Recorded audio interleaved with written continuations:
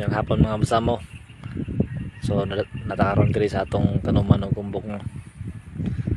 So saon pagtanom og Chinese cabbage. So yung ani base sa among nakatunan atong nitambong seminar atong taga Ormoc na seminar namo.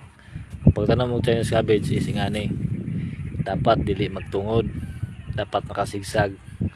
So nangare hindi na pinto spika sila na dire, so magtungod no unya ang iyang kaya kalayon is pinakadulayo do kadangaw, pinakaduol is usa kadangaw.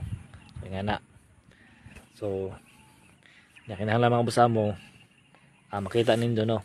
So may marumang itom-itom yan. Kay usa na man nagtamnan amo nang gibasalan og organic. Pwede chicken manure, gamit nila dito is chicken manure. Amo dire is organic, so pwede na siya. So makita nato karon is mao ni atong tanom pagka last Friday. Buhi na ang usamo. So muna mga usamo.